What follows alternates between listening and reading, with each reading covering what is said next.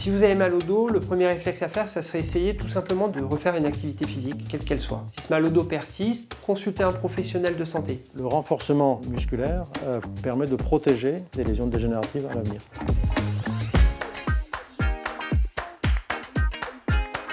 Et le centre aquitain du dos, c'est un centre de chirurgie de la colonne vertébrale qui est à Pessac, dans lequel nous aussi, en tant que kinésithérapeute, on intervient. On a une place très importante. Travailler avec des kinésithérapeutes, pour nous, c'est assez logique. On est finalement assez complémentaires. Cette présence est très rassurante pour nous. Il y a vraiment une synergie entre les kinés et les chirurgiens. C'est hyper agréable en tant que patient parce qu'en fait, on se sent suivi de bout en bout.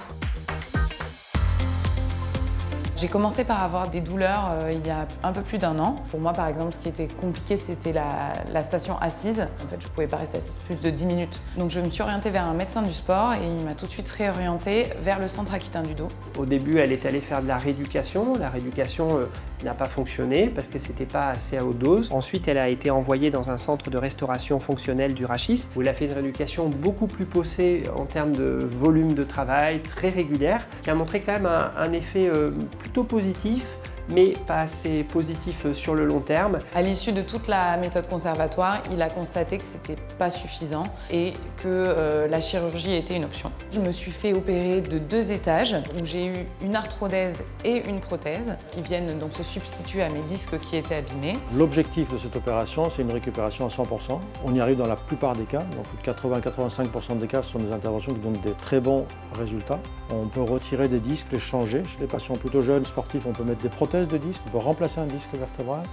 On va bilanter les patients avant l'opération pour savoir exactement quels sont leurs symptômes avant, leur donner aussi les bonnes recommandations dès la veille de la chirurgie pour leur expliquer un petit peu la procédure, qu'est-ce qu'ils vont devoir respecter, surveiller, répondre à leurs questions. Il nous montre aussi avec des maquettes le type de prothèse qu'on va avoir et puis on est bien mis au courant de tout ce qui va se passer. Et quand on se réveille, donc en salle de réveil, on a le passage du chirurgien qui m'a dit moi, que tout s'était bien passé. Il nous remonte en chambre et dans les heures qui suivent, on nous met déjà debout. Dès que le patient remonte, on le lève et on envoie un message au chirurgien pour lui dire comment ça s'est passé. Nous avons un lien en direct avec nos kinésithérapeutes. Je pense qu'on a quand même un système assez unique. Ça améliore le suivi post-opératoire pour les patients. C'est vraiment indéniable.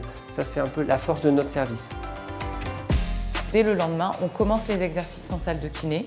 Donc, ce sont des tout petits exercices, mais qui permettent de garantir et de garder une mobilité dès le départ. La rééducation du dos, c'est une rééducation qui est très active, très axée sur le mouvement, le renforcement musculaire. Et on essaye de remettre les gens en mouvement dès le lendemain matin de l'opération. On leur donne un programme de renforcement musculaire à faire, bien sûr personnalisé et adapté à leur niveau, mais le message reste le même. En fait, au bout de 4-5 semaines, on commence à voir les premiers résultats. Mais il faut avoir cette confiance-là dans le corps médical, que ce soit les kinés, les chirurgiens, les médecins. C'est hyper important d'être assidu et de croire en ce que les médecins et les kinés disent. Aujourd'hui, je suis hyper satisfaite de ce que j'ai fait et du suivi que j'ai eu pendant toute cette année.